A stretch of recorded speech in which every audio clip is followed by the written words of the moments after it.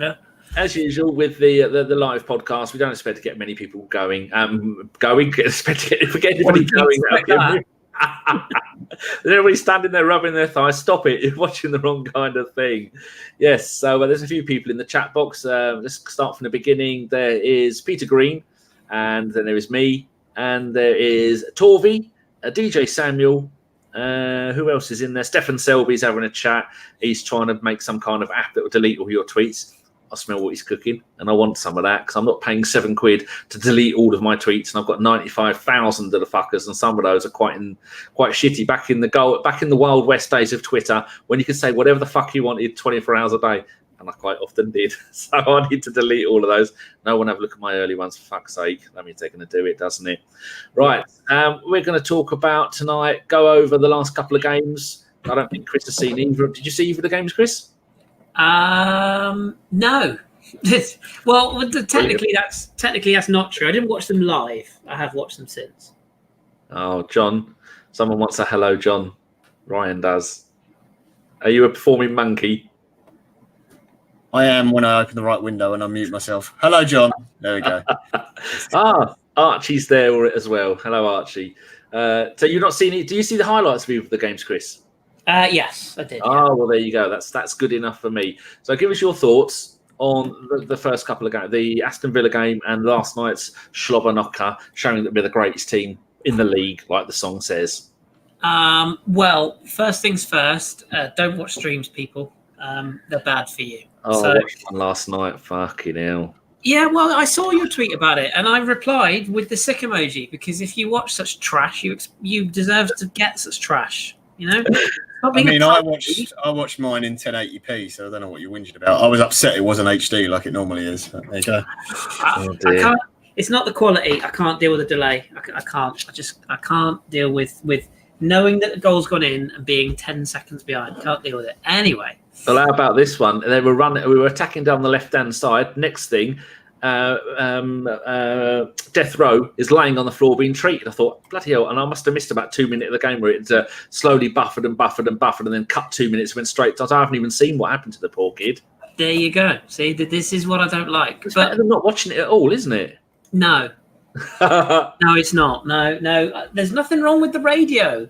Put the radio on. That's what I did. No one's showing on the fucking radio either. Showing it on the radio or commentating on the radio. No, I got live updates. I got score updates. I use the app. It's fine. Anyway, dear listener, that's not what they're here for, is it? No, yeah. No. I didn't really ever feel that worried on Sunday. I know that sounds like a really weird thing to say, because even when we were down to 10 men, I just had a feeling that we'd make enough chances to beat Villa, which is very easily said in hindsight. But I suppose the worries are that we've got two centre-halves that are hopelessly out of form. Luckily, we appear to have definitely one fully fit and back to form, and another one very close to being fit now and back to form. So that's good. But yeah, defensively, it's a worry. I felt we were wildly open. I think Maitland-Niles proved on Sunday that he's not a right back, which we already knew anyway. So that's not really a newsflash. He's far better as a right wing back. You know, him and Kolasinac either side, fine if you've got three at the back. But in a back four, I have kittens every time they go down the right or the left side. Hopefully that problem will also be soon to be at an end. But yeah, I mean, he got done. I was quite surprised by people saying that it wasn't two bookings. I thought it was two pretty obvious bookings in the grand scheme of things, personally. But yeah, we showed that thing that apparently everyone's saying we don't have, which was backbone, which was desire to get back in the game. And we sort of, I mean, the goals we scored, Chambers' goal in particular, really didn't expect that, to be fair, coming from that source. And I felt like after the game, it was one of those games that could be a turning point, I felt, because if we'd have gone on to lose that, I can't bear to think what the atmosphere would have been like amongst the fan base, which already this season has been not great and nothing becoming of us. And I do hope wherever that gentleman is who held up the Emery sign out for about, I think it was 8 seconds, I hope he's having a lovely evening. What a pillock. But yeah, I'm not, it's not through rose-tinted spectacles. I'm fully aware of our flaws. and there are many. But I thought that showed real backbone, real desire, and real spirit from the team, led by Aubameyang. Give him as much credit as he deserves, which is a lot. I think given the circumstances and the fact that we're down to 10 men, to win that game was showed real desire from the players, and it's a good sign.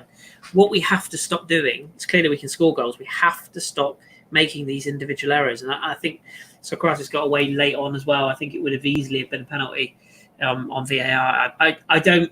Let's not talk about VAR because I don't understand it. I just get rid of it. Does anybody in the world understand it? Just get rid of it. The only time it's ever any good is when it denies a Spurs goal, which obviously is great. But I just don't get it. Like, you got people saying, if your armpit's there, you're not offside. Like, the rule is any part of your body, you're offside. So I don't really see why people are arguing about the VAR. The decisions are correct. But how they get to the decisions, and some decisions you can overrule, some you can't. Some the referee decides first, some you can't. And why they won't, I love the fact that us good old stiff upper lip Blighty, we won't have any of that referees running and looking at the screens like, all the major leagues in Europe do, which works perfectly fine. No, we won't do that. We'll have it controlled by somebody in the studio, but then we won't actually let that person make the decision for the referee. So that rant aside, Sokratis got away with one, I think, late on in that game. But yeah, we got the win. That's the most important thing, and it's how we build on that now against that lot up in Manchester. So yeah, I wasn't surprised we won the game, and I was pleasantly surprised at the fight we showed. That's a lovely answer. John, you did the live show with Jason at the weekend, and I was actually parked outside of Highbury when you besmirched my good name and said, "Idiot's probably parked outside of the Emirates and doesn't know the difference." We parked outside Highbury to reminisce about the good old days. So yeah, you did the show. It was a very good show. I watched it back. Your quote, which I put in one of our WhatsApp groups about Kolasinac, was absolutely brilliant. They said that something like along the lines that Ashley had been a right back for 6 months, 8 months, something like that. And then you said something along the lines of Kolasinac had been a defender his entire life, and he still can't defend. Yeah, pretty much. I thought that was spot on. I've only just noticed, I don't know how I've missed this, Kris has gone blonde. Sorry, I've only literally just noticed this. How long has this happened? It's completely off topic, but... yeah, pre-holiday. So it's only been... Oh, okay. It's only been like two and a half weeks, I suppose. So this is the problem. All the holiday snaps you posted were either like just the scenery or you with a top off. So I never got to the upper half of the picture. And nobody needs to see the top off picture. No, it's very, it's very, very, very parlour. But yes, it's a bit different. But anyway, I suppose I should probably talk about football now. A little distraction there. We did the radio show. I was really happy that we came back into the game, and obviously we managed to win it. The fight back we saw was good. I agree with Kris on that. I thought Guendouzi, who was really poor in the first half, not the only one. I think every player on the pitch was, for us to be perfectly honest, was really impressive in the second half, the way he drove the team forwards. And it's really promising, but also slightly worrying that someone that young has to be the one to kind of fire the team up. The one thing I will say is I think Villa made it very easy for us in the second half, because the way we were playing, they could have easily got a third or a fourth if they went for it and really killed off the game, but they just stepped off completely and just invited the pressure on. I reckon their manager is probably regretting some of the substitutions he made. But yeah, the issues with the defence, the two centre-backs, I think they're both decent. I don't think they're not well beaters by any stretch of the imagination, but they're not helped with the midfield in front of them. That has been all this season, pretty much every midfield Emery's picked has been some sort of either wrong combination of players, or it's been players doing the wrong roles, which has been the big issue for me. And our defence is so easy to get at. If you let a team, even as poor as Villa are, get at your defence that often, they're going to create chances and they're going to cause you issues. So happy with the result and happy we've got the 3 points, but I don't agree with Kris on the whole turning point thing, because I still see us playing against United and our midfield probably being completely just not there, knowing what Emery does with his selections. The other big issue I have is that generally his best team is the players that are on the bench that he brings on in games, because he's normally made a mistake pre-match. with his selection or the way he set the team up. So that was really disappointing. Again, nice. It was a weird game to take because we won the game and came back into it the way we did, and the last minute goal and everything from Aubameyang was amazing. Callum Chambers getting on the score sheet, obviously. Pepe getting his first goal was great, but yeah, it was just sort of weird to digest. But then we had the complete contrast of last night, which was an absolute joy to watch. The League Cup is a weird thing in that you don't particularly care about the result if everyone's honest, but you get to see a lot more of the young players. And what we saw last night, all right, it's Nottingham Forest, but you can only play what's in front of you, is that we've got some really exciting, talented players coming through. And also that we got a guy in Martinelli who, looks like he's got something about him and got some real finishing ability. And obviously really good to see the fullbacks come in. But I'm not quite, unsurprisingly, as optimistic as Kris is right now. Danny, you two things. One, there's a kid who plays for Liverpool who's got worse hair than me. That's saying something. He just missed from 3 yards. But two, I think the listeners probably want to hear more from you because for once you got your fucking lazy ass off the sofa. I've never sat on this sofa. How dare you? But you were there. Apparently, dear listener, he was charging £6 an autograph. I ended up owing someone 12 quid. Turned out my autograph was fake. Yeah, even DT turned him down. But let's not mention that ever again. But yeah, you were there, Danny. So I think the listener probably wants to hear more what you thought. The whole experience, maybe not to and from the ground, but when you were inside the ground, from the position you were in, like how you were treated by the club, the general atmosphere, and what you thought of the game as a whole. Because you were quite vocal in how you felt about it after the game with us. Yeah, it was really good. 2.5 hours to get there. Sean drove all the way, 90 mile an hour way down the M11. As we passed where John lives, I won't give it away, John. I said, "Hola, John," and I heard in the background, "Hello, John." That made me smile. Thanks for that. Traffic is an absolute fucking nightmare. Roadworks is a nightmare, and people drive like bigger C words than they did the last time I went in 2008. That's my 374th Arsenal game, something like that. Not been since 2008. Club level tickets, got them on Ticket Exchange. So a bloke called Mr. French, I had his 2 seats, which was lovely. We got a free programme.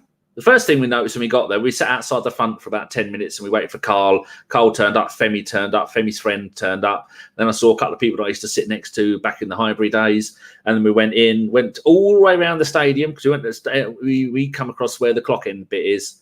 The big clock outside, we sat there and then went all halfway around the stadium to where I got to go in at D&E. They said the lift isn't working. Off you go back round to where we were in the first bloody place.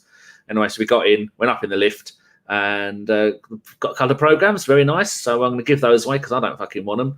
And our view was really nice. Everybody's really courteous, which makes a change because in the Highbury days, it was always felt like I needed piss flaps to get around because there was usually piss everywhere, especially in the toilets. And it was a brilliant view. So if you were Emery sitting in the dugout, if you looked up to the top left, there's a banner that said Sligo. We were right underneath that banner. All the people were really friendly. And we sat there. And some of the people were a little bit mental. There was quite a few people sitting around, jumping up and down, screaming abuse at the players as soon as the game started. And I thought that was very strange.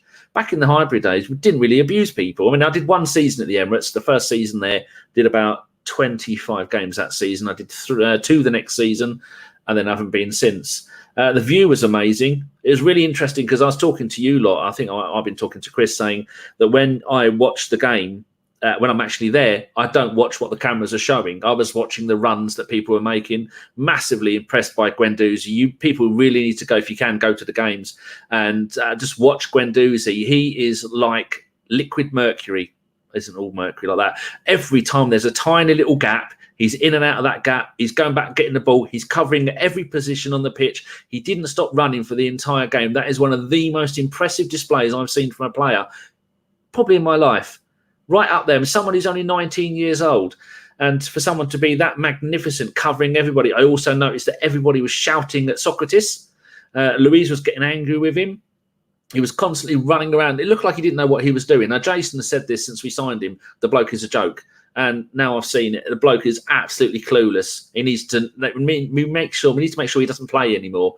What else was there? Xhaka was unfairly booed as he was substituted. I'm going to give it at different points of the game because my memories are working. Xhaka was booed when he went off, and I thought that's completely out of order. He hadn't even done that much wrong. Leno wasn't as commanding in his area as I thought he would have been, because when we only see it on TV, you only get to see him when stuff is going on. I was also surprised at how far up the pitch Leno was going. And I was pointing these things out to Charlotte, who didn't give a shit. She was on her phone for most of the game. She enjoyed it. She did a few videos. They were singing Arsenal, the greatest team in the captain Sir, we don't want your life story. This isn't my life story. That would take at least another 10 minutes. The atmosphere was really good, but it's so weird to see how quickly the atmosphere turned bad, and the Villa fans were giving it large. And then as soon as one tiny thing happened, get off, you're rubbish, and all that kind of stuff.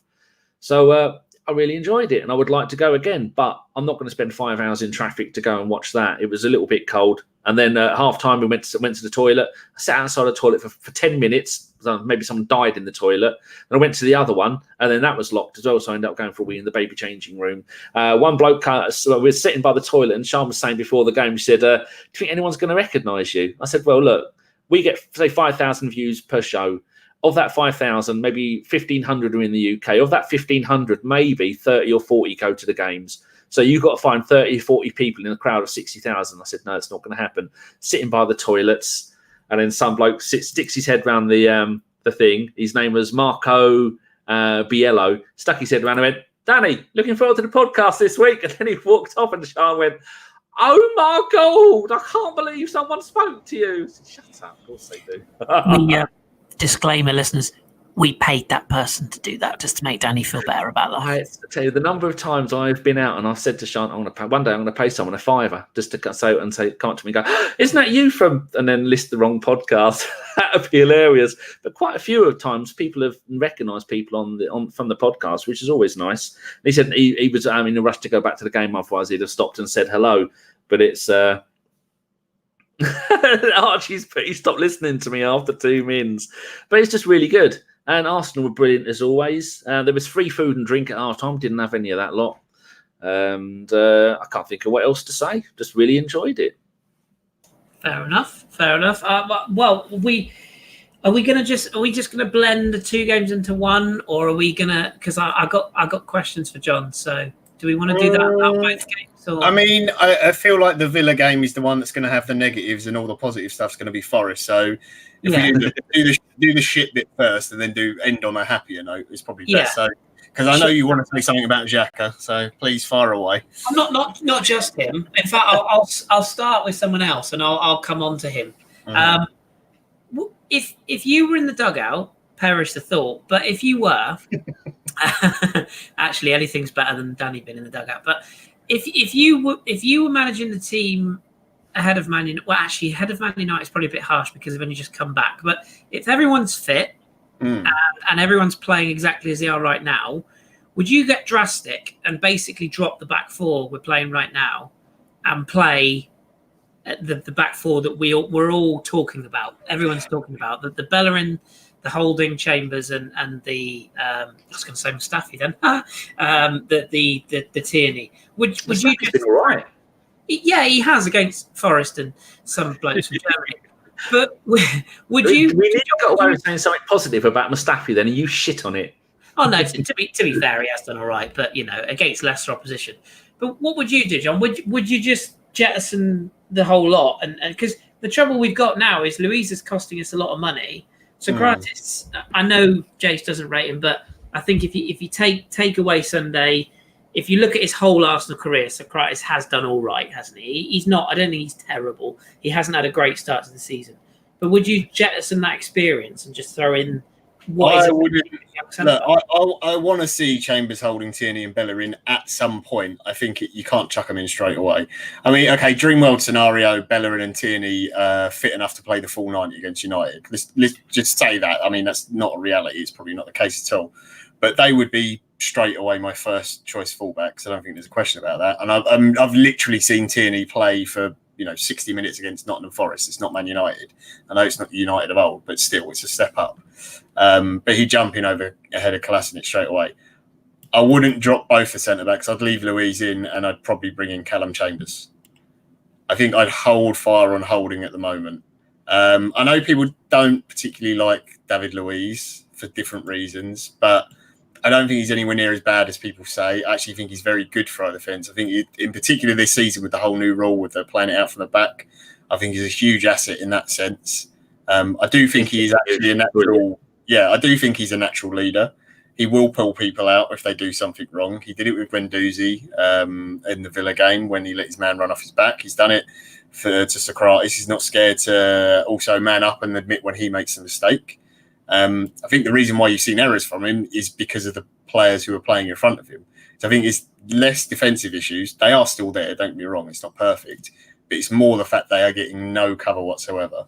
So, no, I think Callum Chambers is one who should be playing. Absolutely. I think every time he's played this season, he's done nothing wrong. I don't understand why he doesn't get a chance, to be perfectly honest. I like everything about him. He's very professional. He's solid. He's never going to be a 10 out of 10 player, but I think he's really matured in those loans he's had away. Holding, I think, is one for the future. He's still going to have mistakes in him, and he's just come back from a long injury. So I don't know. We'll see with that one. But yeah, if I had to pick one of the two centre backs to drop, it would be Sokratis for me. I just think Luiz is the better all round footballer, and I do actually think he's a better defender. Yeah, I tend to agree. I think by the end of the season, which I know is a long way away, don't want to wish the season away, but I think by the end of the season, that back four will look very different to what it looks right now. I could see by the end of the season, if everyone's fit, then it is, the four that everyone's talking about with Tierney, Holding, Chambers, and Bellerin. That to me is like, that screams there's your future defence to, get people in to challenge them for positions or as backups or whatever. That's fine. I've got no problem with that. But I think to chuck them all in for, I know United aren't in great form. They're as up and down as we are at the moment, but that's still a huge ask. Is it at Old Trafford? It is. Yes, it's at Old Trafford. They'll be absolutely fine by the time we rock up. You know the drill. Oh yeah. Do you remember when they were hopelessly out of form and they had this nobody called Rashford up front when we lost 3-2? Do you remember that one? Yeah. Which is one of the other reasons as well, because, all right, I don't know if Rashford I don't know if he's fit or not. He might be injured still, but they've got very quick players in that team, and I'd rather have Luiz in a foot race than Sokratis. If that's going to happen. But the bigger issue is sorting the midfield out, which I'm sure will lead you on to your next question, Kris. Yes, let's address the massive square Swiss elephant shaped thing in the room.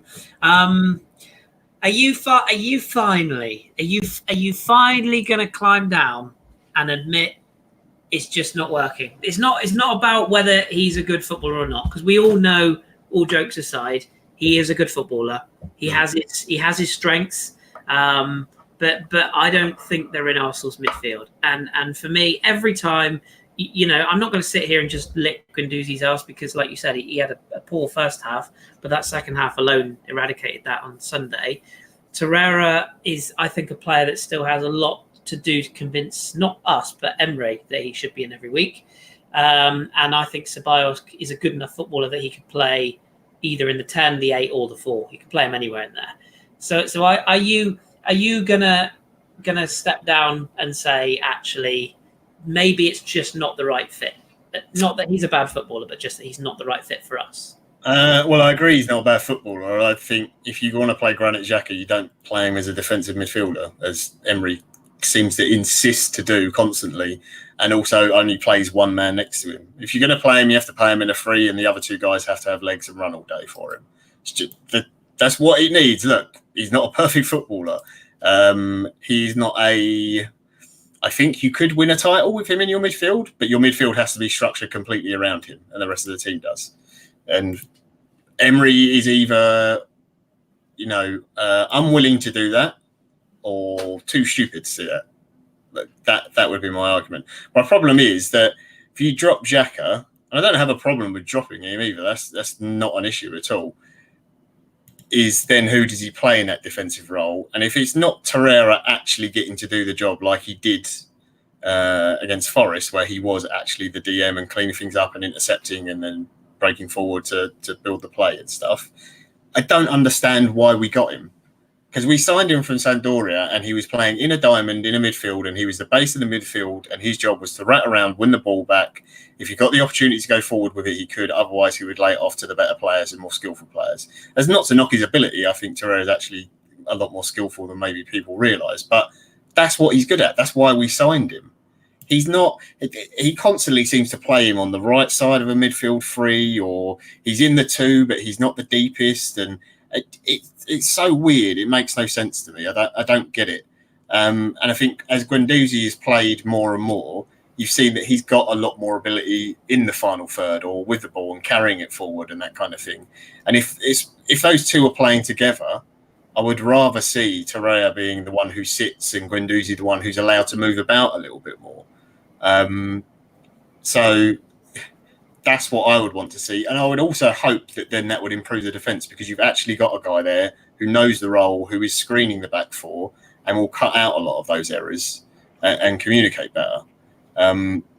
Because at the moment it's just not happening. So we're leaving out Willock from that as well, aren't we? Yeah, I mean, I'm not against seeing Guendouzi, Torreira, and Willock. I know some people will say it's lacking a little bit of creativity, maybe, but I'm not necessarily sure you need that. I think Guendouzi's got the ability. I think Willock has shown that he's got the engine to run box to box all day long, and he's certainly very good in that final third. You've got Pepe, who still for me needs to show a little bit more, but it's obvious the talent's there, and he's done little bits and pieces, and it will click in open play for him. I'm sure once he gets to go in open play, he'll be flying. You've got Aubameyang, who is in the form of his career probably at the moment. Then it's more that left-hand side of what do you want to do, and it's do you trust it to Xhaka, Nelson? You can play Ceballos there if you think, maybe just to keep things a little bit tight, because that to me kind of makes a little bit more sense if you play Ceballos out wide. It's not his best position, but he's got the work rate, he's going to work hard, and if Tierney's not ready, having someone who will actually track back and help Kolasinac, who, let's be honest, once he's passed the ball is slower than Danny running backwards, that's going to help the team out. And I think it gives it that bit of balance.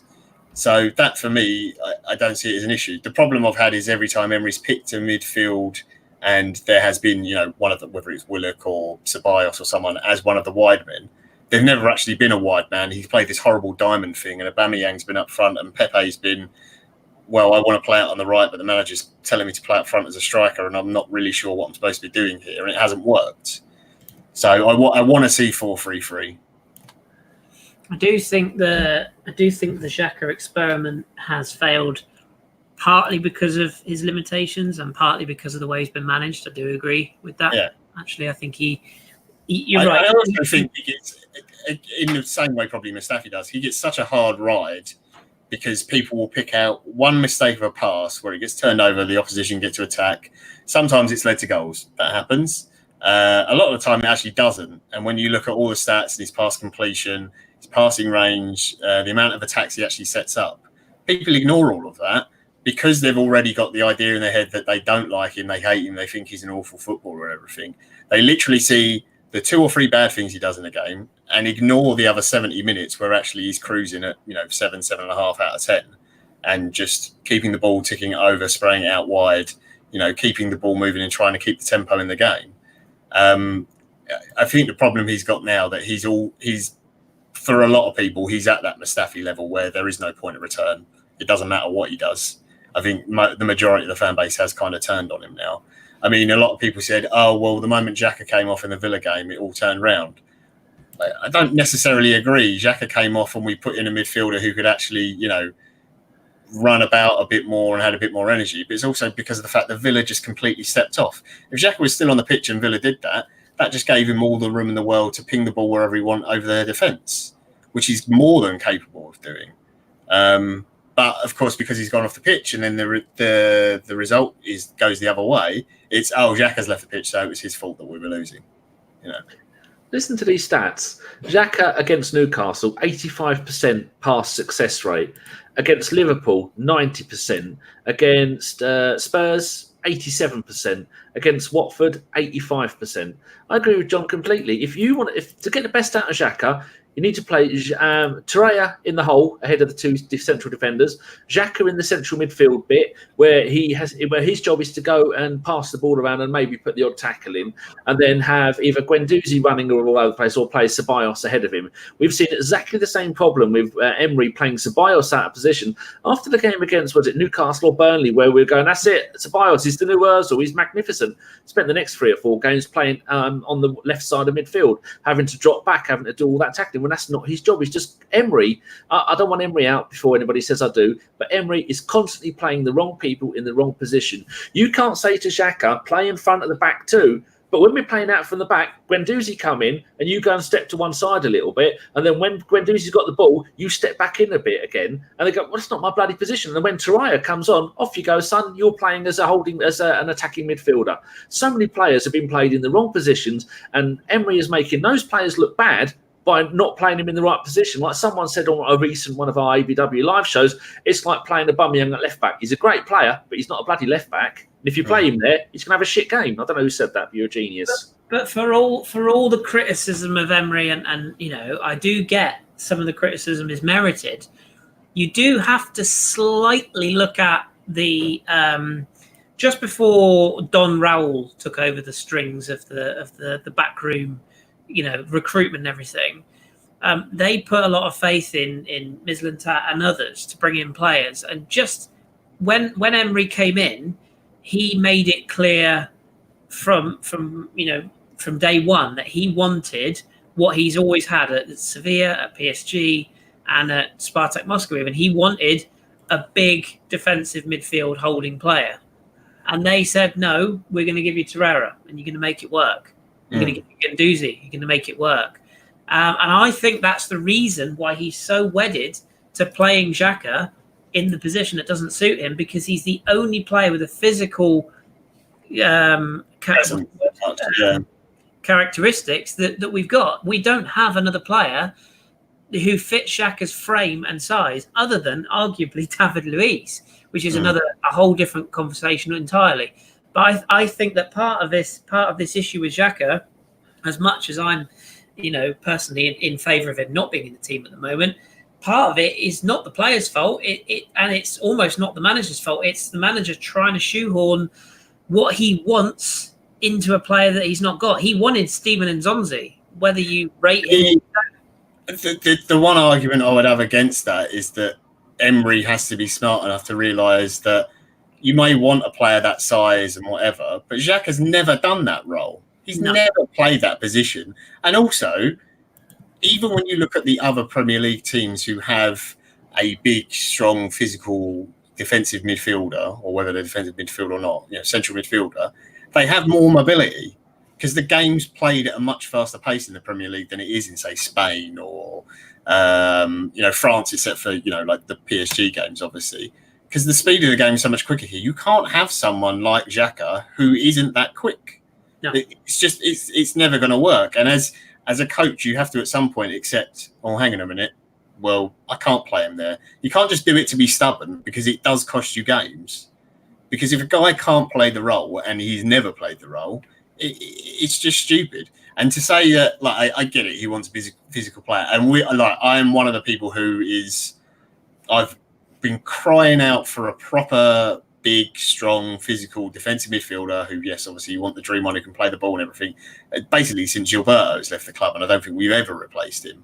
No. But other teams have proved, Chelsea twice in fact, that you don't actually have to be the biggest player in the world to do that role. Makelele proved it. I think Kante has proved it, although I know Kris is not the biggest Kante fan ever. But if there's one player at that job, they're amazing at it. So you need the mobility more than anything else. You need the mobility, and you need to be able to read the game. We've got players who can do that in Guendouzi and Torreira.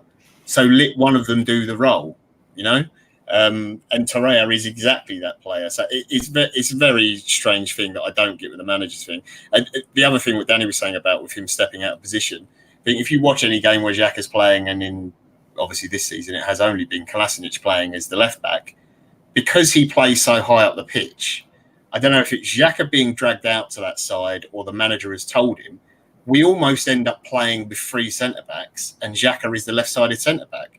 So if you go back and watch all the games, and you could probably get heat maps. So you see how much time he spends in a position where, a proper left back would be up and down all the time.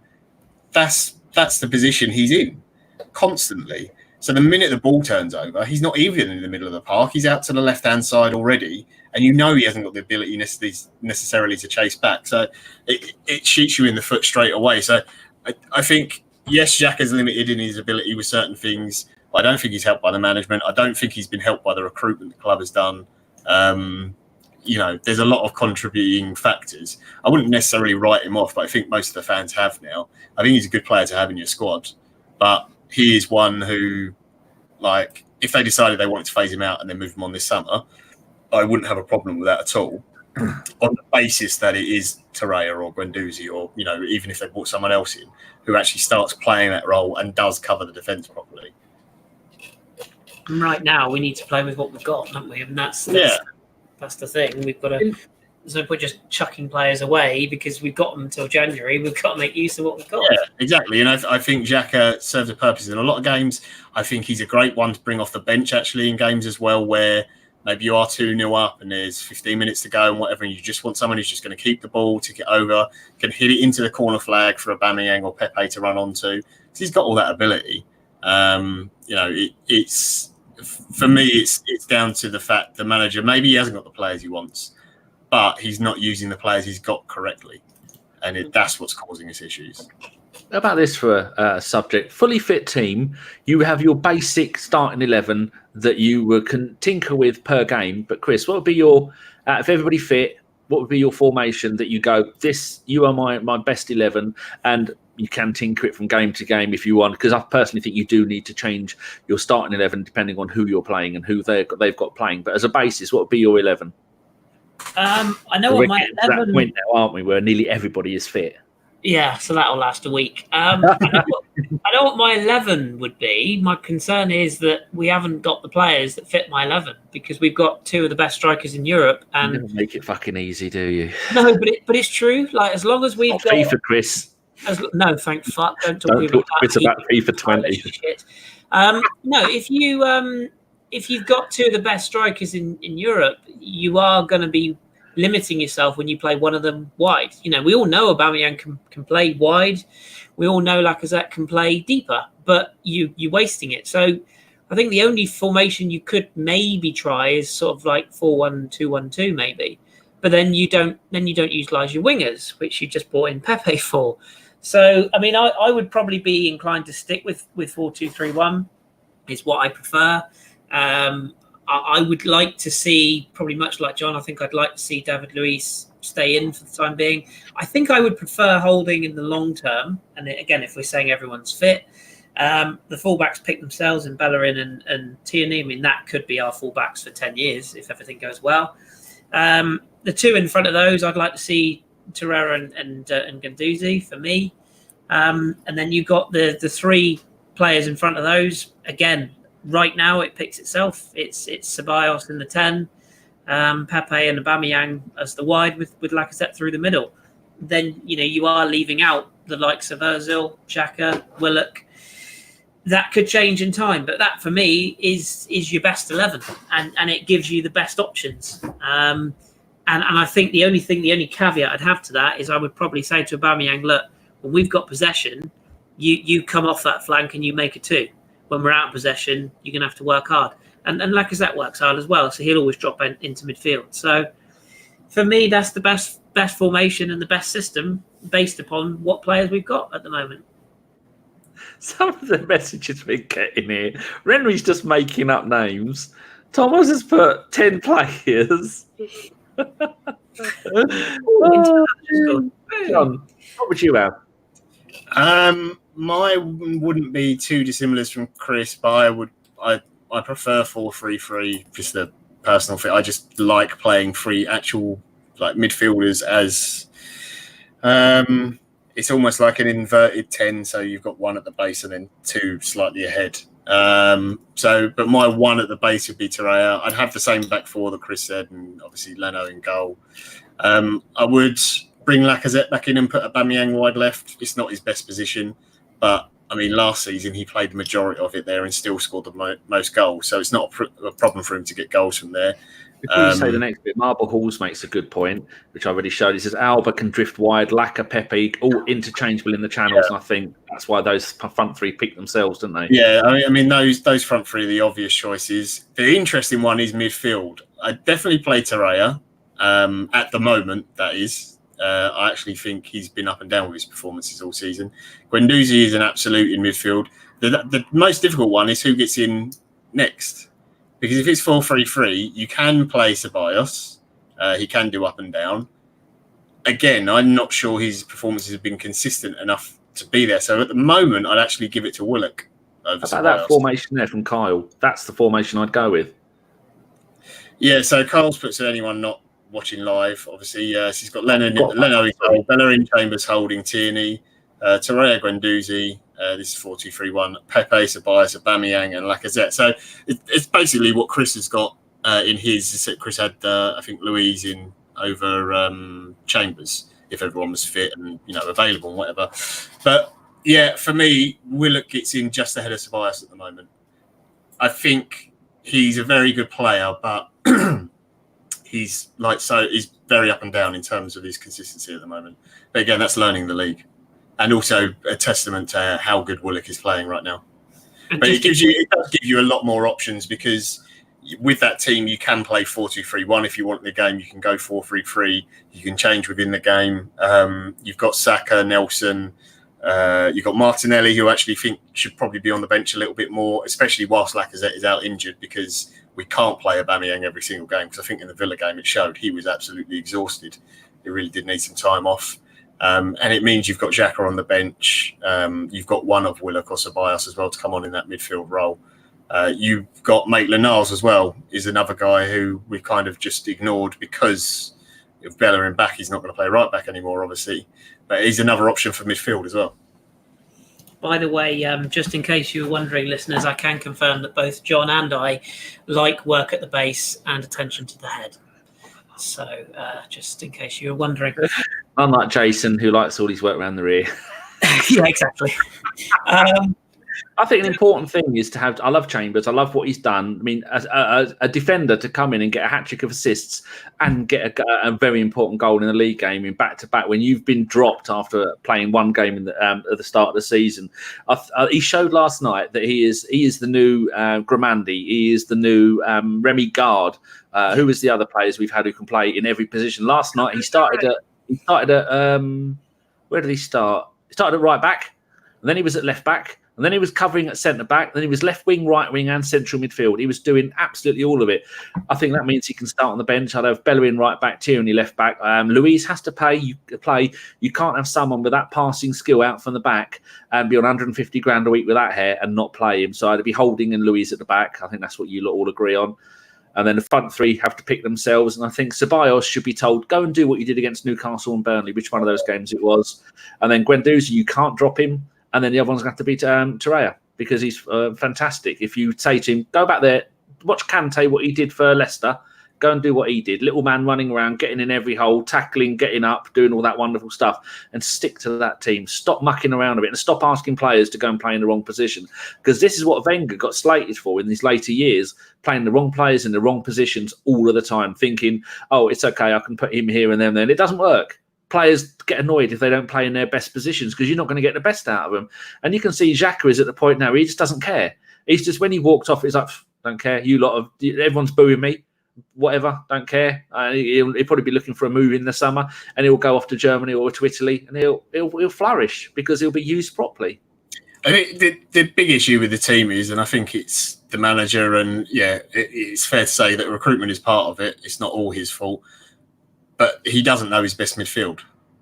And perhaps he's a little bit a victim of the fact that Willock can play 10 and can play 8, and so can Ceballos. And Guendouzi can be a DM, but can also play further up the pitch. And the players are encouraged to play with freedom and sort of openness and go forward and attacking play because it's the Arsenal mentality. But until he fixes that midfield and gets either an established system where everyone knows their roles properly, because I think there's been evident since he's been at the club that there's been times where players clearly don't know what they're supposed to be doing at times. partly it's going to be down to the player being an idiot, but it's also down to the coach not either explaining it properly or making it clear enough.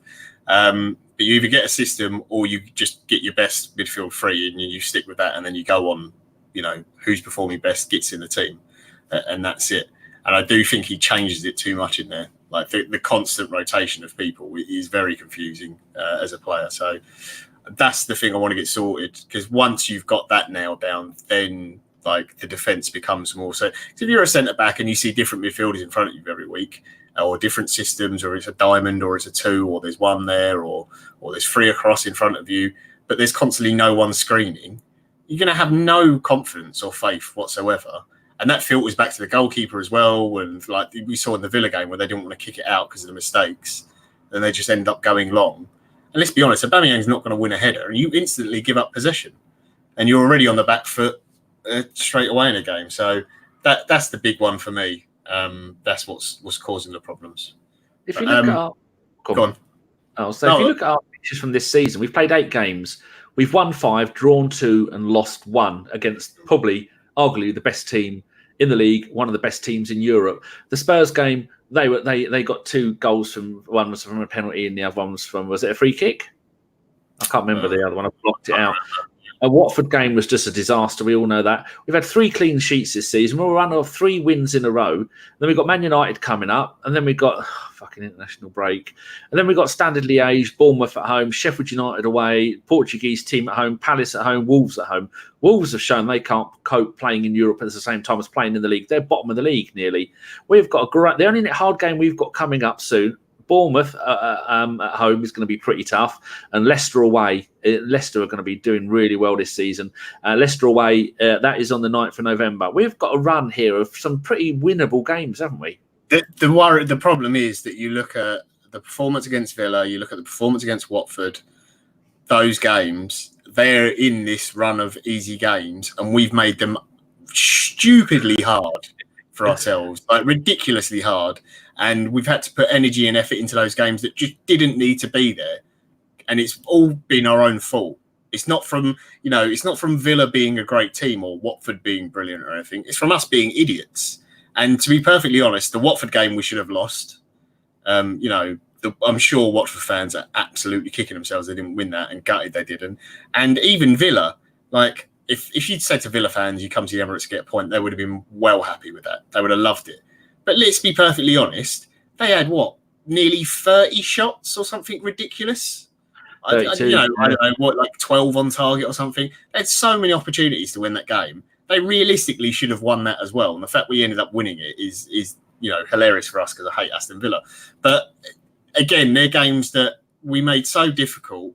And then if you go through that run and go, well, these would be easy, but they're not anymore, just because of the amount of errors we're making. So that's the big worry. But it's enough of me moaning, because I'm sure listeners get fed up enough of it on the radio show. Should we do the good bit and talk about the kids? Go on then, Kris. Oh, John.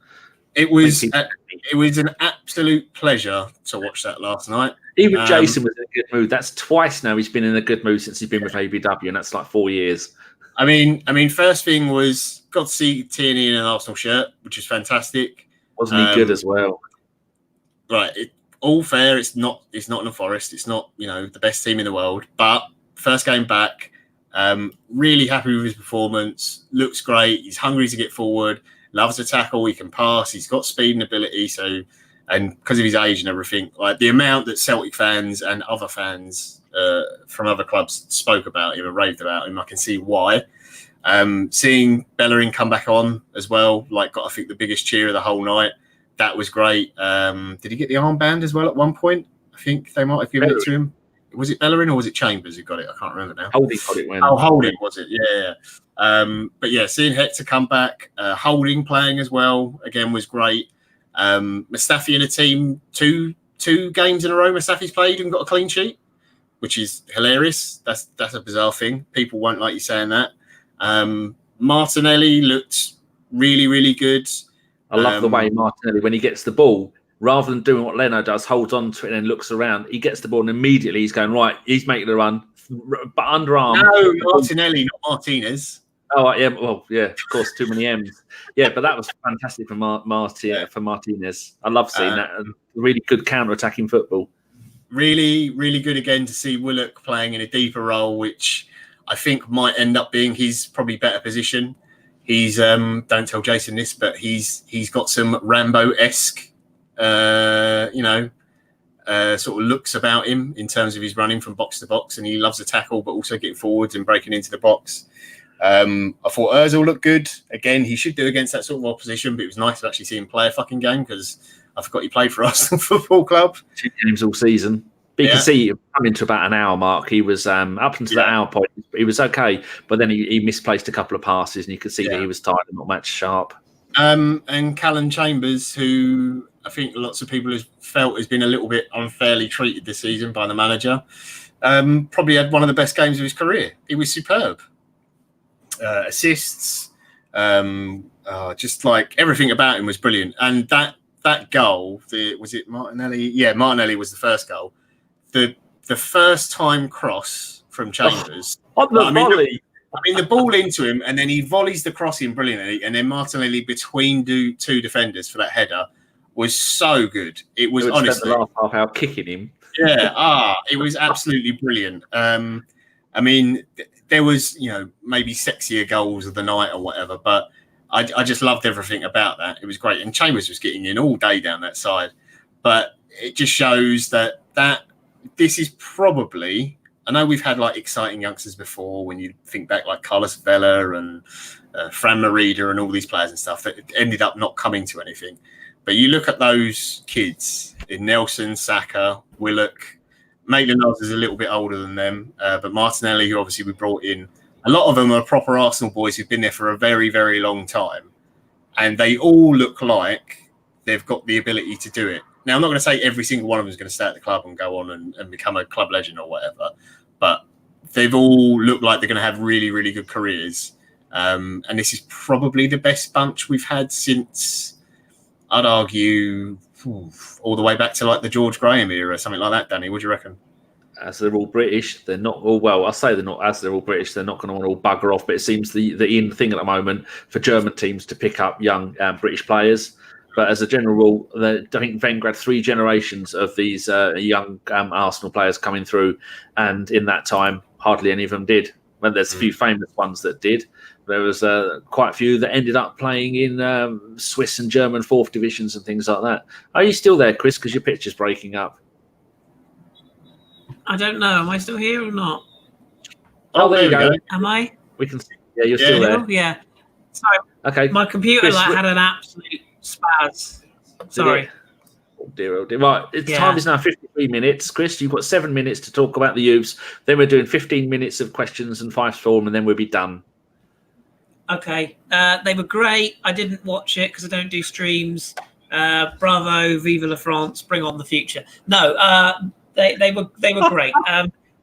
They really were. I tweeted yesterday, cheap plug, but I stand by it. The 3 smiles on the faces of the 3 returning players was what made it for me. The rest was a massive bonus. Nice to see Reece Nelson score a goal as well. What do you think to his haircut? It looked like he'd had an undercut and they'd gone along the side of it and done it with a bloody butter knife. It was an absolute mess. I tried to explain it to a friend and I was like, because, cheap little dig. I had a friend at the Colchester Spurs game last night who is a genuine Colchester United fan. He got on the pitch and he took a little video with, what's his name, Son, and one with Dele Alli. They weren't very happy. They weren't very happy with him because he was cheering for the U, so that was a good one. But I tried to explain to him Reece Nelson's haircut, which I could only describe as someone who had dreadlocks and then they just got a bowl and stuck it on his head and then just cut the rest off. I was very confused by that. It's the Iwobi, isn't it? It's Iwobi's gone, so they had to factor in something else that looks suitably stupid. Nothing about haircuts, by the way. There's a reason why I've got a hat on.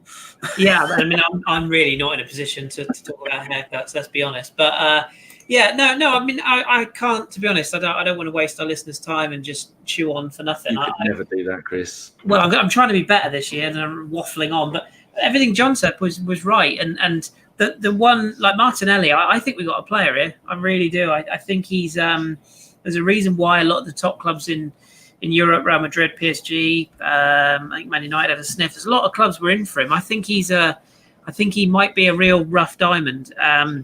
Obviously, we've got to be careful about how we manage him and his game time. But the fact he's making the bench and he's part of the first team training, I think he's a real find. And I actually really liked his first goal more than the second because it showed a bit of grit. He got in there where it hurt and put his head, in where it hurts. And you don't always get that from young strikers. They're all quite good with the flashy skills, but they're not great at putting themselves in where it hurts. So that was good. The only other thing I want to say about this game is Jack Robinson. You're a fucking coward, my friend. You're a fucking coward. That challenge from behind on, I think it was Saka, when basically the guy's dog shit and he'd been run ragged the entire game. Because he couldn't get near us, he just two-footed Saka from behind. You, sir, are just a budget Dan. What was that guy who broke Diaby's leg? What was he called? The guy who ended up in a fucking call centre. Yeah, the one who was playing in the New Zealand Smith. 4th Division. Dan Smith, yeah. Jack Robinson, my friend, you're just a budget Dan Smith. Get your fucking life sorted out. So other than that, yeah. But no, I think we don't want to go overboard, but the future is quite bright. I think if everything goes well and if we bring through these players and give them the opportunities they're entitled to. And my argument would definitely be if they can perform like that at home to Nottingham Forest, they can perform like that at home to Standard Liège. So put them in for that European game for me. Yeah. Yeah, just want to quickly, before we could jump into the questions, the Martinelli point Kris made, I think he actually had, or again, you never know for sure or not, but there was apparently some concrete offers from some of the very, very big clubs, the ones we don't like to admit are perhaps a step up from us. But he chose Arsenal because he wanted to play, because he was told he was going to get games. So I hope we do stick to that because I think it was last year, Madrid and Barca sniffed around him and he turned them down because he said, no, I need to stay here and play more football because I know if I go to one of those teams, I'm just going to play in, their B side and it's not going to be any development for me. So he seems the really good thing is because you can always get talented South American players, but it's about having the right attitude and actually wanting to play. That's the big thing. And he seems like he's really got his head screwed on. So I'm excited to see what happens with him in the future. And of course, we've got Eddie up at Leeds, who's absolutely lovely time. Yeah. He looks the part every time he comes on, or every time he plays for Leeds. He looks the part. Yeah. And then we got in the under 23s. We got John Jules and Bellerin, who are both banging in the goals. I think they've both got 5 in 5 for the under 23s. Those two will. I made a point on the live show last night saying we said all last season Eddie Nketiah needed a loan. We don't look at Martinelli and go he needs a loan. He looks like he is ready to be filling in holes, coming off the bench, doing wonders. And people will see the 2 games he's had for us, and they'll see him on the bench. And when he comes on, other defenders are going to go, it's 20 minutes to go. Geez, I'm breathing out my arse as it is. And he's an unknown quantity, isn't he? You chuck him in. Like that's the thing. When players the one thing he's got, and as long as the game has got a round ball in the middle, this will always be true. Pace frightens defenders. Doesn't matter how good the defender is. If you've got pace, I'll give you a prime example. Vinicius Jr. Dog shit. Honestly, he's dog shit. But he's got pace and he plays for Real Madrid, so he's overhyped. He's not a great footballer, but he's quick and he's got a trick. Martinelli's got the same. You sometimes if you've got that raw pace, I mean, Christ, Michael Owen had a career. Just think about it. So, who is the guy at Rennes who's now at Watford? Ismail Assar, yeah.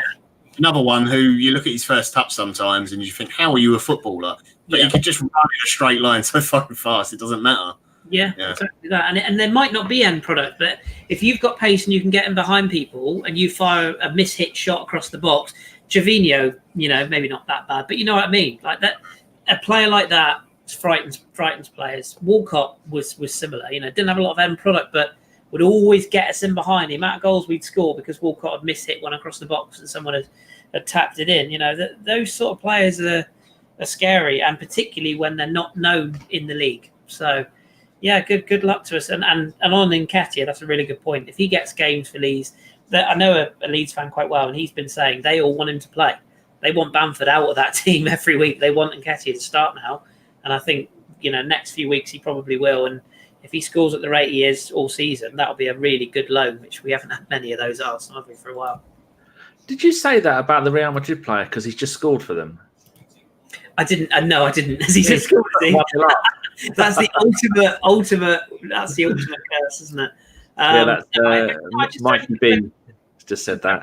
I just don't rate him. I think he's all hype and not a lot of backing up. You think how good Neymar was when he first signed into Europe. Vinicius Junior's done nothing, but yet he's overhyped. But hey, I'm sure I'll be proved wrong, like always. You went wrong on Guendouzi. You can have that on your tombstone. I'll keep that one. Right. Didn't get it wrong.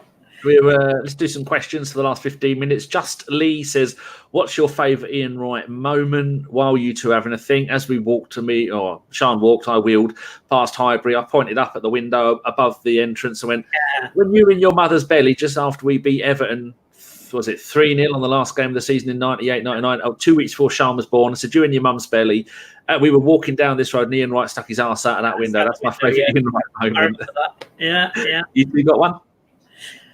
I mean, there's so many, isn't there? Weirdly, there's three that stand out for me for Wright. Yeah, no, I have to be me and have three. One was the chip against Leeds, just because it's just such a brilliant goal. Watch that goal again; it's just so good. Two was the moment, obviously the 178 just done it when he'd actually or 179 just done it and he'd actually just hit 178. That was I was at that game. And weirdly, the only other just one of those things that stands out for me. Actually, no, two things in the same sort of thing. Celebrations. One was, of course, Arsene Wenger's coming to the club next week. How are you excited? And he does that little cheeky look to the camera. He goes, "Who?" It was just classic righty. And the other one was, do you remember the celebration with the knees up at Man City? Do you remember that? Oh, the jogging, yeah, with his knee, like high knees. I don't know why, but I just love that celebration. With the arms going as well. Yeah, just love that. It's just classic righty. You don't get centre forward. You don't get personalities like righty in the game anymore, do you? I can't think of a player with that much personality in the game anymore. Just so many iconic moments. And that picture of him and Dennis, I got a gentleman sausage nudge when that came up. That one he tweeted the other day where they're both looking fat and bald. Yeah, well, they obviously had a meet up somewhere in London or something, and they're holding the shirt. So that's just that's so nice. But yeah, what a man! And his autobiography, if you haven't read it, do or listen to it like me because I'm lazy. Really good. Like you really hear a lot about him that you, if you just knew him as an Arsenal fan and you're one of the younger generation, you've just seen highlights. Read his story. Read about how he came up as a youth at Palace and basically had to get his own bus here, there, and everywhere. And the PE teacher, is it Mr. Pinkerton or something? The guy who Kris has stolen my one. I was going to do another one. Sorry, but you tell the story, John. Yeah. But if anyone hasn't seen it, there's a good documentary. It follows him around, and I think the video's been retweeted, hundreds of thousands of times. But it's where he sees his old teacher. He sort of surprises him. I can't remember if he's at Palace or somewhere at the time at the ground. It's empty. Oh, he's at Highbury. Highbury that point. Oh yeah, sorry, he's in that. Yeah. And he turns around and whatever the teacher's name is, he just turns around like in complete shock, says, "I thought you were dead." And the teacher, he said, "No, I'm very much here, Ian." And he starts crying and he gets all emotional. And it's you don't see that sort of side of footballers really anymore. And he's very open to talk about that sort of things. And it's a lovely moment to see, just like between any two human beings, but because he's an Arsenal man and everything. But there's tons of Ian Wright moments. When you look back now, it's some of the goals he scored. They're absolutely ridiculous. There is stuff that like Messi does, like some of the flicks and stuff over people, whatever. The one at Highbury against Everton when he goes past and into, and he said somebody gave him shit for it, didn't he? Somebody said that he should have hit it earlier or something. He's like, I just done this guy twice. But he scored some absolutely amazing goals. But that's actually probably my favourite memory of Ian Wright for all the years I've watched him and stuff. I'll tell you one other very quick one. So it was you that wanted to leave early, wasn't it? Yeah. Just one other really quick one. If you haven't read his autobiography, obviously this will come up. Look up the story about Dennis Bergkamp and his pajamas. That's good fun as well. I won't spoil it, but just he rooms with Dennis and he talks about pajamas, and I'll just leave that hanging. It's quality, just brilliant. All right, we've got a few listeners' questions that are here at the moment. The Marble Halls TV, who has his own YouTube channel, The legend. And he did a video recently showing his tactics and what he'd do. Wobbly phone, but he can talk. He says, why do you reckon our defence is still shit? Do we just recruit defenders with crap concentration and positioning, John? I think we've probably overpaid for some defenders. We've got some that probably a lot of our fans thought were better than what they actually are. But I still think the biggest problem is the midfield in front of them. Partly it's organisation, partly it's coaching. But the big thing is if you don't get, in terms of open play, because I think if you actually look at the stats, our goals conceded from set pieces is actually, we're pretty good on that, or have been. Even before Arsene had left, we'd actually tightened that up quite a lot. But in terms of open play goals or like stupid free kicks and shit that we might have given away, that's where our big issue is. Right, next question for you, Kris, from Zaid says, do you think the board have chosen Emery instead of Arteta only because Emery was the least risky option? Was it? I mean, I loved Mikel Arteta as a player, but this idea that he's the second coming of Jesus, I find bizarre. Like, I really do. The only thing I can think is people think because he's been working under our Lord and Saviour Pep Guardiola, I wonder if maybe that's why people just assume he'll be as good. There's nothing that says Mikel Arteta would have done a worse job or a better job than Unai Emery. I'm not saying Unai Emery is the right man for the job, but when you turn on Twitter and you see adult, grown individuals with apparently a brain between their ears saying they want Mourinho to manage this football club, I mean, I just want to throw my PC as well as myself out the window. I know John agrees, but you know what I mean. I think we're so reactionary.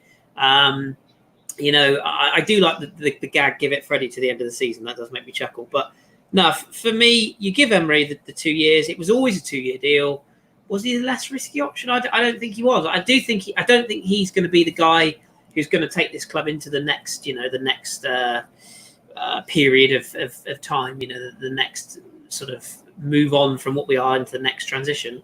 I think that will be Freddie, funnily enough. But I think he's doing a good job. He has flaws, of course he does. But you've got to give him to the end of the season. And I think he was the right choice, certainly over Arteta at the time. I think he was exactly the right choice, yeah. Right, question here for you, John, from our very own translucent-legged northern monkey. It says, Bielsa and Leeds have said that Eddie Nketiah is lacking creativity, so won't start at the moment. With the forwards we have, do you think he needs to improve that part of his game if he can't convince Bielsa? And if you look at his stats, most of the games are subs. In the Championship, 2 goals in 5 games. In the EFL Cup, 2 goals in 2 games. That means 4 goals in 7 games so far. Yeah, I think that's fair to say he's limited in that department, but I would say it's not about convincing Bielsa. He's a different kind of striker. He's a goal poacher. That's all. He's a pure goal scorer and nothing else. That's what he's got. He's just going to play in the box, and you've got to get the ball to him. I don't necessarily have a problem with that. And yeah, I think, like Kris said, most of these fans are crying out for him to play over Bamford. You just got to get the ball to him. He's not going to create you a chance like, say, Lacazette can, who has that ability to perhaps make a pass or turn a man or little flicks and stuff. I don't think Nketiah's got that in his game. It's something he can develop over time. But it's just probably Bielsa being a prick. Okay, question here from Matthew Hudson for all of us. One-word answer, gentlemen. Who was your man of the match for the Arsenal against Forest? Mine was Chambers because of all the positions he played, and he was just brilliant. And a little bit of a leftover from the cross that he did for Martinelli, absolutely magnificent. John? Chambers, yeah, easy. Kris? Full house, yeah. Lucky dokey. One for Kris from Cayman 1867 for Kris in brackets Mr. League 1. It should be League 2, but not for long, Kris, because you lot are going up, unlike the mighty Cardinal, knackered. He says, is Pepe the real deal and will he come good? So we're running out of time, Kris, so on your toes. Well, I mean, you won't be surprised to hear me say yes, absolutely. No, I've seen a lot of crap tweeted. It's by the same people, you know the type. It's a farmers league, and I don't mean you, Jay. You're joking out of this. But yeah, I see the usual bollocks. It's Farmers League. He's 70 million. Look, he didn't choose the pay. He didn't choose how much his price tag was. He was and is a brilliant signing, and he will come good. It will take time. Robert Pires took a while. He did all right, didn't he? Dennis Bergkamp, he did okay, didn't he? That bloke Thierry Henry, he did all right, didn't he? They're all slow starters. He's going to take time to transition. Like John said, all the tools are there. That goal will help. I know it's only a penalty, but that will help.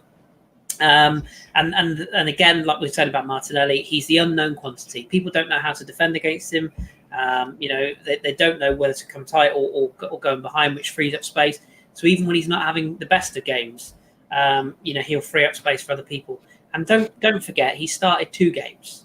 Is it 2 games now, or is it 3 maybe? But not many. He's still finding his feet, and also he's played in, I think, of those 3 starts, 3 different lineups in the front 3. It's going to take time, but he's absolutely fine. And if we get even half what he provided for Lille last season, nobody will be moaning by the end of the season. He'll get plenty of assists and he'll get plenty of goals. And I think everyone should get a quick nod of appreciation to Aubameyang, who yet again has given up a chance of a goal to help a teammate. That man is legendary. The man's class, like he really is. I'll freely admit, I hold my hands up. I spoke to Drew, Danny, and John knows, and we both shared the same concerns about would his attitude be a bit too fly, as the kids would say, a little bit too out there. He's brilliant, and I think he's becoming a captain. He's showing that he's arm around the young players. There's a great piece about Martinelli saying about it today. He's a proper figurehead, and you can tell he loves this club. So I think he's becoming a real leader. Fair play to him. His scoring rate is it only Alan Shearer who had a better scoring rate at this stage of his career in the Premier League, something like that? Even playing up front every game, playing main striker, really. And even when he has a bad game, he still influences a game. That's the thing I like about him. Right. And listeners, yes, we are aware, and we will tell Kris that the word "fly" has not been used for call since 1993. Well, there you go. I was born in '83, so there you go. Right. I think they say "lit" now or something. Oh, like lit that. or hitter. Fire or yeah. Lit right. fam. The word is. Listeners' questions they've sent in via the medium that is Twitter. We've already answered this, but Josh Robinson 87 said really exciting to have Bellerin, Tierney, Holding all back. But when's the right time to bring them all into the first team? Start them all at Man United or just 1 or 2? We've covered that. Thanks, Josh. Destructible Cake says, with Spurs and United looking more and more likely to sack their managers, are you worried that if we don't sack Emery now, we will miss out on the manager we need, similar to Klopp as he was kept Wenger, as we kept Wenger for 2 extra seasons, John? It depends on who they get, I guess, and who goes. Swap. I think that I might be talking about Allegri being available. Yeah, it's a possibility. I do like Allegri. I mean, I know everyone hates this idea, but honestly, I would kick fucking Emery out the door now and get Mourinho, which I know really upset some people, Kris in particular.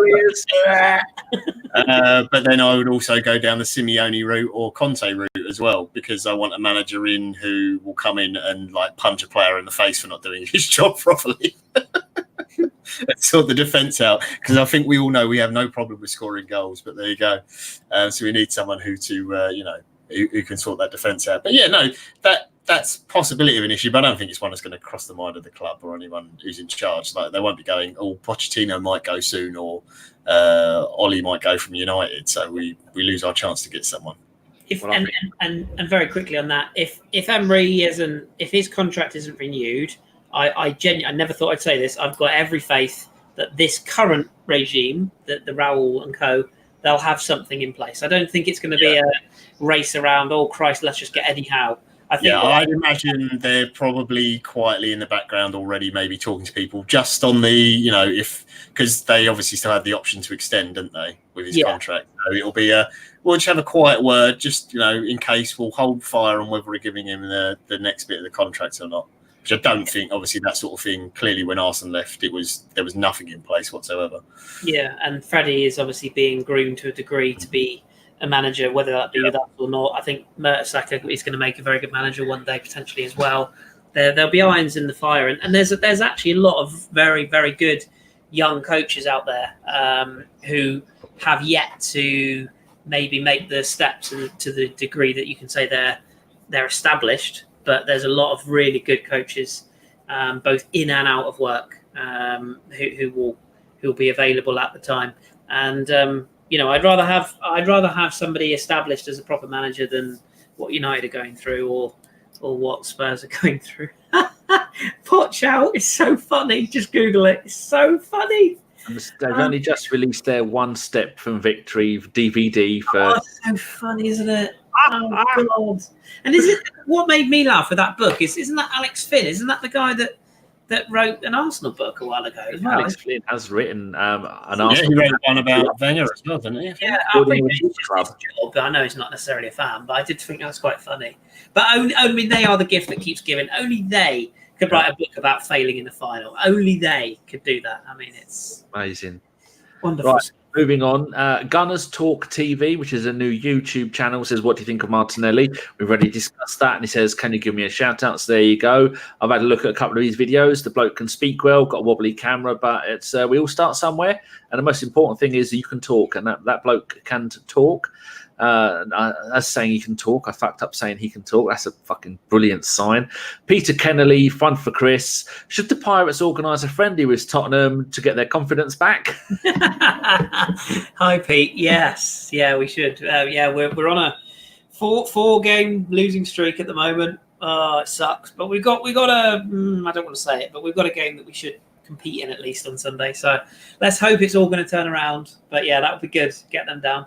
Come on, the Pirates. Right. Pop Debucci, this is a statement. Why do so many fans think they understand football more than our manager? #idiots. I think we can all agree with that. Amen to that.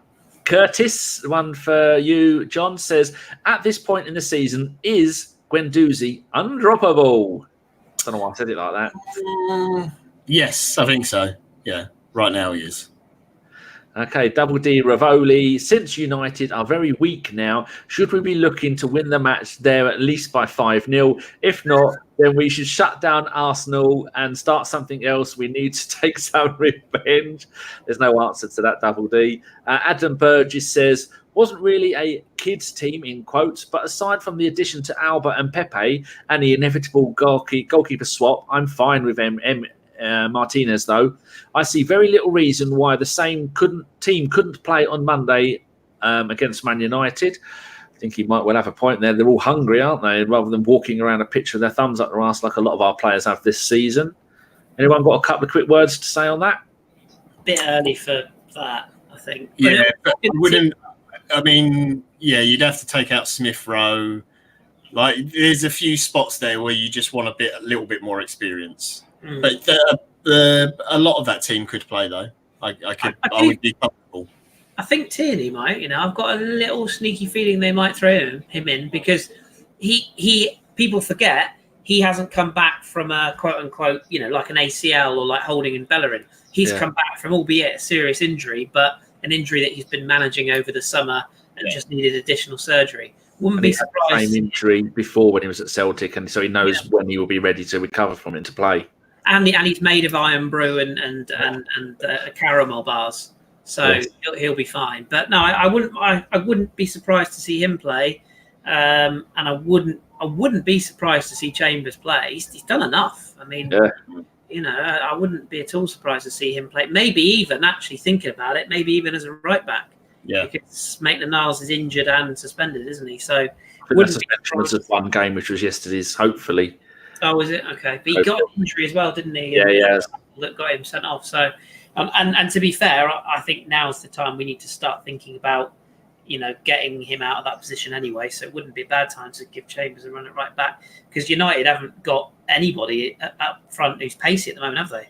Rashford's injured, Martial's injured, Mason Greenwood's 12. I mean, I don't want to jinx it, but... I mean, you just have, but yeah. People know his name, so he won't score against us. Oh, that's all right then. Yeah. He's number 48 on the back or something. Yeah, Chris, if you go and have a look at your Twitter, I've DM'd you the Fifes forum. I've just seen One more question before we finish the questions from Matt L. Roberts. What do you think is a minimum expectation for the team in the League Cup? We can all answer this. I would say as long as we play those same Europa League players, we don't include many of the first team players, I'll be happy if they get to the semi-finals. That's lots of experience in the first team for those players. John? Yeah, if you get a bit of luck with a draw and avoid some of the bigger boys, semi-finals I'd be happy with. Quarters I take as well. But again, that's on the basis of keeping that team. Yeah. We don't want to get to the final and lose to Man City because they're inevitably going to win it, aren't they? Yeah. Chris, and then once you've answered this, Chris, do Fifes Forum. If you want. Yeah, we'll do. I'd just like to see us get a good home draw again. I'm not one of these that wants to see us play a big team. Sure, Spurs out. No, I'd like to see us play somebody, winnable in the next round. The draw's after the games tonight, isn't it? So yeah. Yes, we'll see. But yeah, no, I'd like to see us go far, just so that the kids can play more games. Yeah. If we do get as far as like a semi, I would be quite keen to then maybe start integrating the first team because then it's a winnable trophy. But I'd just like to see us get a nice home tie against somebody. Colchester would be fun. To be fair, yeah, beat the set. But yeah, a winnable game at home would be nice, just so we can get more game time for the youngsters. We've got over 100 people watching for a podcast. We only usually get about 40 or 50. It's the hair. It's the hair. Oh yeah, John. He's pulled in the hipsters because now Chris is too old. He's gone blonde. Chris, the beard in my head. That's what it is. Five Forum. Yes, Fives Forum. So the question was: after last night's display from the kids, plus Bellerin, Tierney, and Holding, does that give you renewed optimism? That's a lovely word. I like the word optimism. So Steph Selby, hi Steph, he says there's evidence that having the British core does enable success. I would include Bellerin in that, yeah, so would I. Having fullbacks helps too. I'm more optimistic of a more recognisable team shape based on it. Agreed. Just a Gooner, he says, I have optimism with the players, but don't have optimism. Emery will use them right in the league. It's like John wrote this. For example, he'll continue to play Granite over Lucas in defensive midfield. Josh, is that our own Josh? Probably, yes. I don't know. He says, I can't wait for Brexit to happen and Hector and Kieran get sent home just as we need them. That's very good, actually, Josh. Matt L. Roberts, yes, because we can actually play a right back in Chambers if needed, but it will take time to do the finished article for all three. So, yeah, just a couple of responses tonight, but all very good responses. So, yes, thank you very much. Very good. Right. While you two are having a think about who you want to give your gentleman's knobs to. Knobs? I've got a dry mouth because I've got a cold. I've been mouth breathing, as Thunder pointed out. I'm looking like Harry Kane tonight. I want to say thank you to the people who have donated in the last few shows. That is, God, you people have been very generous. Wow. Unique 79, Yvonne Akoth. This is going back to the Villa game. Yvonne Akothor, Benjamin Ashton, Maxi BE, Jim Howson, Nicky Wilson, S_Cam, Goon Shy 77, Some Guy Twice, Darryl Kane, J Rob, Alonzo Spencer, but that was mainly because he felt guilty for missing the show for getting a bloody pizza, Sam Ruth twice, Ed Loud, and Mika for Life twice. So thank you very much to all you lovely people for stuffing a few quid down Jason's wife fronts because God knows there'll be no other action in those regions. Chris, have you got a gentleman's nod for anybody? I do, yes. Sorry, I just I'm trying to find it, and I found a lovely picture of a killer whale. That was exciting. Yeah, But they actually kill humans. Stupid name for them. Well, no, I mean Orca is technically their real name, but anyway, I digress. Yes, I'd like to give a shout out to Richard Morris, who is at Richard Morris 64. Richard, he is the winner of the Pirate shirt. Richard, I have not forgotten you. He messaged me just as I went on holiday, so as you can imagine, straight over my bloody head. But I am sort of back now. I've just started a new job, so just give me time to settle in, and then I will sort your shirt out, sir. I will be sliding into your DMs, probably naked, sometime soon. And also, Mark J. Fine, I haven't forgotten yours either, sir. Both will be sorted soon. So, yeah, apologies. But when I get myself all sorted out, I will get your shirts done ASAP. Thank you. Even after winning the shirt, he said he didn't want it. Give it to someone more deserving. We said, no, you've got to have it. And then he gave us some money by PayPal. You, sir, Richard, You're a cheeky monkey. Oh, that reminds me, I must give Gav Pablo Navarro's address because he sent it to me on Instagram, so I must do that as well. Ah, good. I'm glad you sorted that one out. I've already told Simon he's won, but Simon's a bit busy at the moment. John, who's your gentleman's nod going to go to? Mine is to a guy everyone knows because he's an ex-footballer. It's to @Stan Collymore, actually. I'm sure you all know who that guy is. Some people for the wrong reasons. But yes, he's got obviously Twitter and YouTube and all that, but he's got a podcast he does called The Last Word. And every week he has different guests on, and he's had some brilliant interviews with ex-pros. It's about their football career, but also about them and their life and impacts. And he's had Jamie Carragher, he had John Hartson, I think he had Ian Wright on the other week. Really, really good one with Stan Petrov, who talks about obviously his struggles with leukemia and how he realised, I think it was actually against Arsenal he was playing when, he realised on the pitch that he wasn't running at the same level and ability and everything. So loads and loads of different ex-pros from all different clubs, but really interesting interviews, really engaging stuff. So I would urge everyone to go and give it a listen. It's very good stuff. And if you are in the chat box, you'll see now I'm putting the link to. So I love Stan Collymore. I think he is brilliant. That is his YouTube thing. That's just letters and numbers because, like us, he's too lazy to go and actually take his own name. But yeah, I've subscribed to that. I've not heard any of them yet. Marble Hall said the John Hartson one was good. John Hartson is good, but he shouldn't be doing commentating. The Welsh get on my nerves. Yeah, he's had Gary Neville on. He's had Lineker as well. Sol Campbell. Yeah, so he's had loads and loads of people. And they'll respect him as a player and stuff. And I think people forget that he played in a pretty good Liverpool team. And he was John. What's the? Oh yes, shout out to. I'm not reading that out live, Josh. I'm not. He was a monster at Forest before he signed for Liverpool as well. Yeah, he really was. Him and Brian. I could have pointed out to people who aren't watching live that you said something racist about a certain type of food. You favoured one food over another, and you didn't like the other food, which clearly is racism. It's probably because you're ginger, but let's not go down that road. Let's not get petty, okay? No, because that's unlike us to pick on each other. No reason.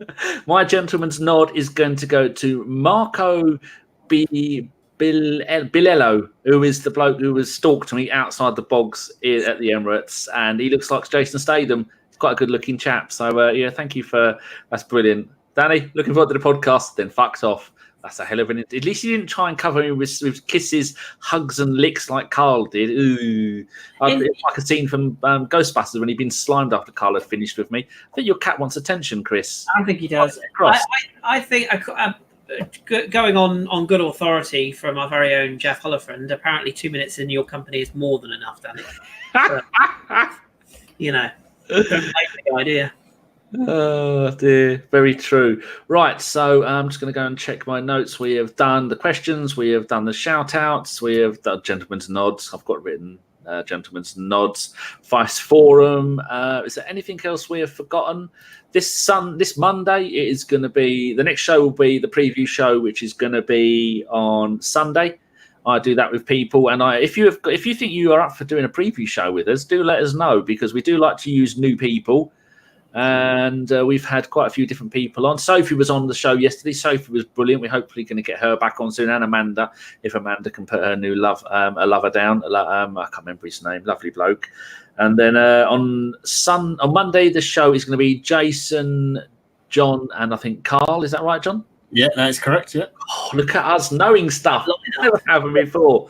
And just like last night, everyone who has been worried about our lovely Goonerholic, I say our, we're more like his. He is okay. And he was very overwhelmed by all the lovely messages of support that he got from everybody all over Twitter because the man is an absolute legend. And I remember when Kris got Goonerholic to come on and do, I think, did you get it for the was it the Invincible season? Did that massive podcast? Yeah. Yeah, and you got him. I thought, how did you get Goonerholic to come on our show?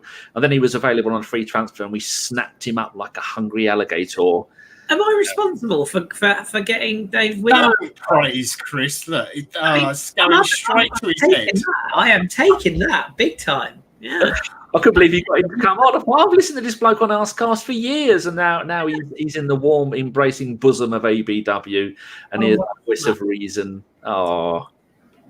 Kris getting some hot pussy action live on the radio. No, live on the that's his cat. If you're listening at home, he's giving him a little smooch. There's the moment, everybody. There's the head in hands moment that happens with every podcast Danny does. Right, so we've got 1 hour 30 people. That is absolutely brilliant. If Kris would have shut up, we could have got this done in 45 minutes, John? So thank you very much to all the people that have been watching us live. There's been over 100 of you at one point. We will do every podcast live now. We will try and let you know in plenty of time. Thank you very much for joining us, John. You've been brilliant. Thank you. Thank you very much, Kris. You've been decidedly average. If you'd have shut up more, you'd have been just above average. Yeah, meld. You're welcome. And we will see you all again live after the Man United match, 10 minutes after. And that's the end of the show. So, tappy tappy. I think that's all we can say. Kris, do you want to do a quick tappy tappy? Tappy tappy, you twat.